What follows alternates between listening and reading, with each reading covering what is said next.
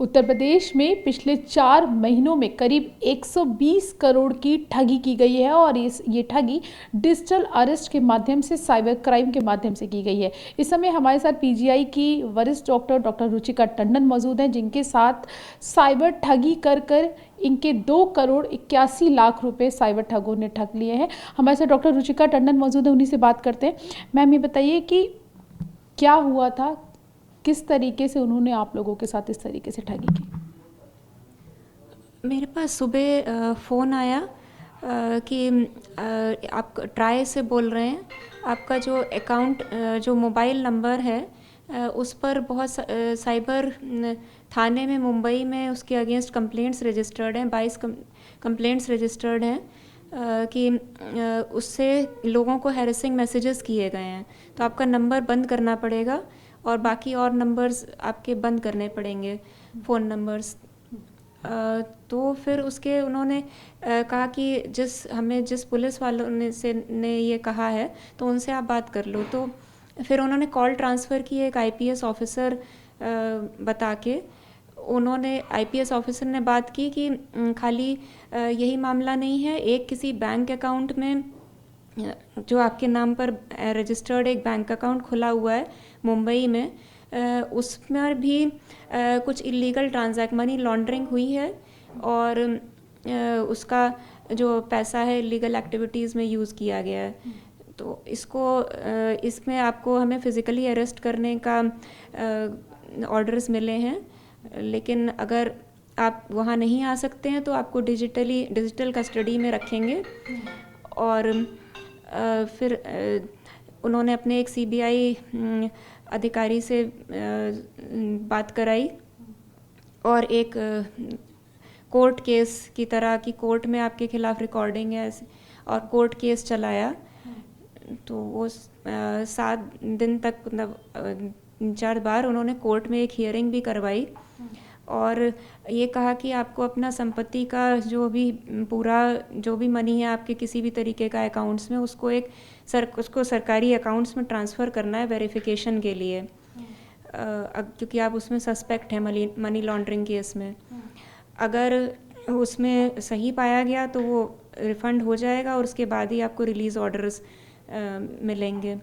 तो ये सब करके उन्होंने करीब 6-7 अलग अलग समय पर 6-7 दिन के अंदर अलग अलग अकाउंट्स दिए और उसमें हम लोगों ने अपना जो भी सारा अमाउंट उसमें मतलब वो ट्रांसफ़र किया। मैम, कितने दिन तक उन्होंने आपको डिजिटल अरेस्ट के नाम पे अरेस्ट रखा? 7-8 दिन। 7-8 दिन जी। तो वो 7-8 दिन क्या आप अपनी फैमिली, आप घर पर होंगी उस समय पे? तो क्या आपकी फैमिली के लोग वहाँ पे नहीं थे? वो उनसे आप क्या बात नहीं कर पाई क्या? उन्होंने कहा था कि ये नेशनल इम्पोर्टेंस का मैटर है, सीक्रेट है, अगर आपने उस सीक्रेट को किसी को भी लीक आउट किया तो आपको 3 to 5 years का जेल है, और अगर केस में आपको कुछ इन्वॉल्वमेंट मिला तो फिर आपको 20 to 30 years का जेल है। तो इसलिए आप ये, क्योंकि नेशनल सीक्रेसी का मैटर है, इसलिए आप इसको किसी को भी, अपने भाई बहन पेरेंट्स, किसी से भी शेयर नहीं कर सकते हैं। तो जब आप घर पर थी और 7 दिन डिजिटल अरेस्ट थी, तो आपकी फैमिली में उस समय कौन कौन था घर पर, और उनको भी आप नहीं बता पाएंगे कौन कौन लोग थे उस समय घर पर? मेरी मदर और बच्चा। आपकी मदर, बच्चा। तो उनसे भी आप डिस्कस नहीं कर पाई? और क्या एक रूम में ही क्या उन्होंने आपको अरेस्ट कर, मतलब आप रूम से बाहर जा पाती थी या नहीं जा पाती थी? किस तरीके का माहौल था? ज़्यादातर टाइम तो एक रूम था, पर बाकी जो ट्रांजैक्शंस करने के लिए तो मुझे घर से बाहर जाके उन्होंने अलग अलग बैंक्स में क्योंकि भेजा, तो उस टाइम वो वीडियो कॉल कहते थे कि वीडियो कॉल से आप कनेक्टेड रहना। एक नया फ़ोन ख़रीदवाया जिसमें स्काइपी और व्हाट्सएप डाउनलोड करवाया, और अलग बैंक्स जाने के लिए 2-2 मिनट में अपडेट्स, वीडियो कॉल्स भी चलती थी और व्हाट्सएप पर अपडेट्स भी लेते थे वो 2-2 मिनट। वीडियो कॉल चलती थी तो सामने कौन नज़र आता था? क्या कोई ऐसा पुलिस ऑफिसर जो नोन चेहरा हो, जिसको आप जानते हो, एआई के माध्यम से क्या इस तरीके से भी कोई टेक्निक यूज़ करते थे क्या वो?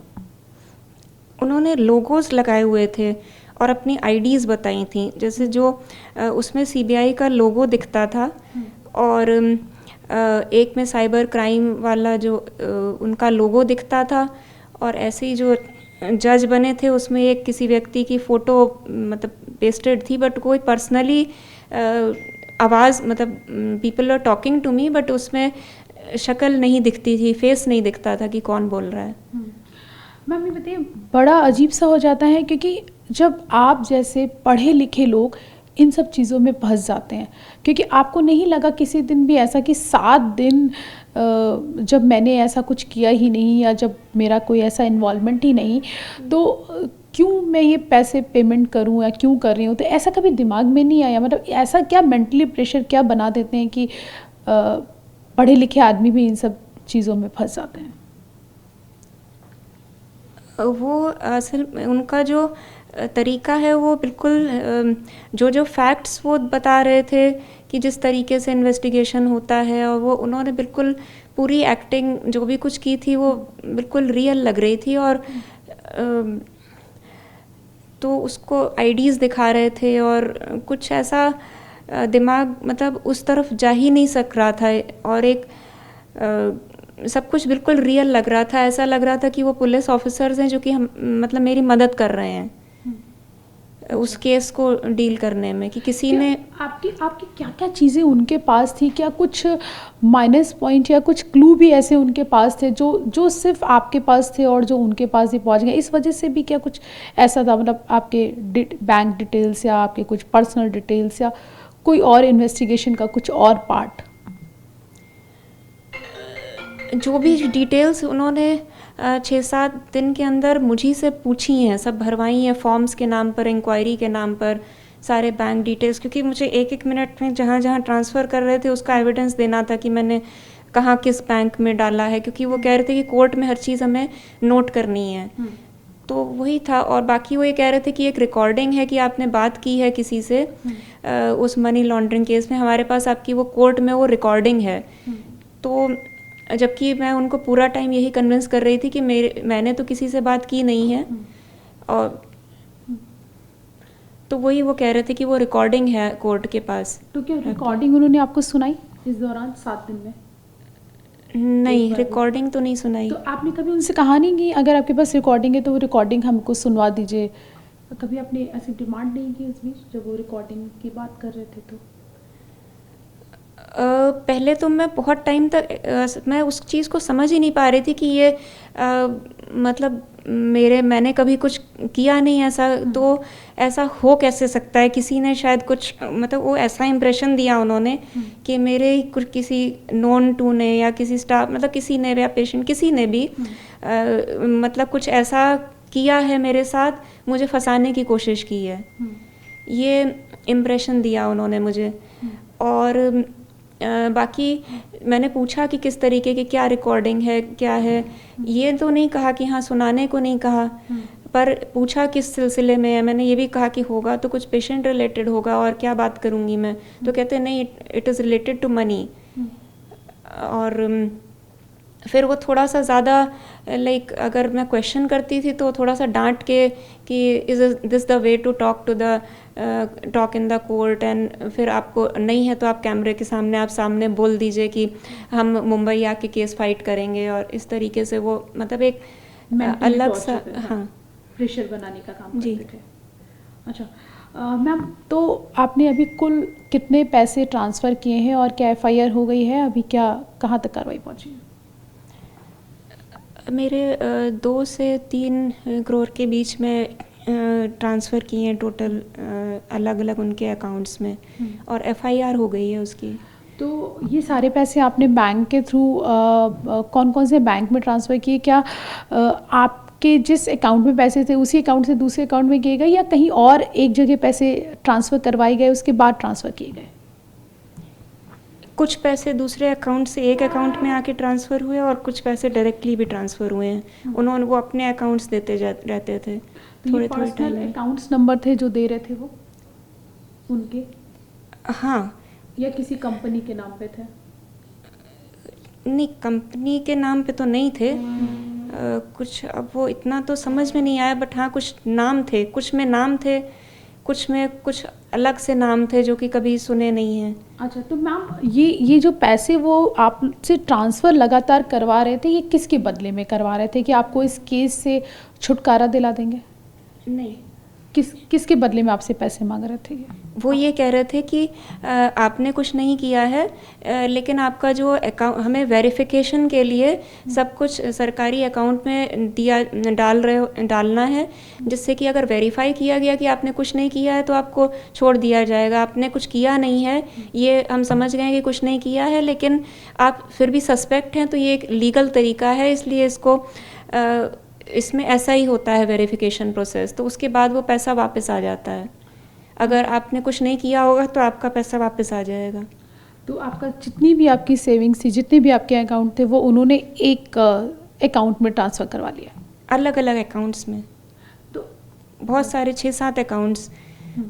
फिर आपको कब एहसास हुआ कि ये मेरे साथ डिजिटल अरेस्ट करके मेरे साथ फ्रॉड हो रहा है, ये फर्जी सीबीआई ऑफिसर है? कब लगा आपको? मैं जब ये हो गया, इन्होंने करवा लिया, उसके बाद दूसरे दिन तक भी नहीं समझ में आया। थर्ड डे ये मैंने ऐसे ही डिपार्टमेंट में अपना कंप्यूटर नेट चेक किया, तो उसमें देखा कि सीबीआई की जो उन्होंने नाम बताए थे अपने कि क्या इस तरीके के सीबीआई ऑफिसर्स हैं, बट फिर भी नाम सबके तो नहीं पता, उससे नहीं, हाँ, तो उससे तो नहीं समझ में आया। फिर मैंने देखा कि new method of police inquiry या ऐसा कुछ है क्या, न्यू मेथड ऑफ इन्वेस्टिगेशन, जिस डिजिटल कस्टडी जो टर्म उन्होंने यूज़ किया था, तो उसमें जब डिजिटल कस्टडी और ये सब मैंने टाइप किया तो उसमें आया कि कुछ मीडिया वेबसाइट्स का आया कि इस तरीके का कुछ फ्रॉड्स चल रहे हैं, फेक सीबीआई ऑफिसर स्कैम और इस तरीके का कुछ दिखाई दिया। तो मुझे थोड़ा सा डाउट हुआ, बट वो माहौल इतना रियल था कि मैं बस पुलिस स्टेशन गई ये वेरीफाई करने की कि ऐसा कुछ होता है कि नहीं, ये मेथड, नया मेथड जो है इन्वेस्टिगेशन का पुलिस का, ये सही है कि नहीं। जो वहाँ उन्होंने देखते ही वो समझ गए कि ये फ्रॉड है, ऐसा कुछ नहीं होता है, तो मुझे तब आइडिया लगा। मैम, आपने कहा कि मैं तीसरे दिन मुझे डाउट हुआ, लेकिन आप बता रही हैं कि उन्होंने मुझे 7 दिन तक अरेस्ट कर रखा। अच्छा, 7 दिन के बाद आपको लगा। और फिर कब उन्होंने बोला कि अब आप फ्री हैं और अब आपको यहाँ से रिलीज़ किया जाता है? 7 दिन के बाद उन्होंने खुद कहा कि आपको खुद रियलाइज़ हुआ, उसके बाद आप गई? नहीं, उन्होंने तो मुझे शायद अभी तक भी रिलीज़ नहीं किया होगा। उन्होंने कहा था कि आप 15 दिन बाद जो आपका थोड़ा बहुत जो कहीं से और कुछ बचा है, वो अगर LIC वगैरह था जो नहीं हो सकता था, जो अगर वो भी आप जब हमें दे देंगे तब हम कोर्ट से आपके रिलीज़ ऑर्डर्स निकालेंगे। वो स्काइपी पर अभी भी मतलब कुछ ऑनलाइन दिख रहे हैं। क्या आपको उन्होंने अरेस्टिंग के लिए भी कोई पेपर भेजा था क्या? जी, क्या? उन्होंने कोर्ट के orders, writ petition, surveillance rules, ऐसे बहुत सारे डॉक्यूमेंट्स भेजे थे वाटरमार्क्स और स्टैम्प्स के साथ, जो बिल्कुल रियल लग रहे थे। मैम, आखिरी सवाल, लोगों को क्या कहना चाहेंगी, आम लोगों को क्या कहना चाहेंगी, किस तरीके से अवेयर करना चाहेंगी कि वो आगे ऐसे केसेस में नहीं फंसे?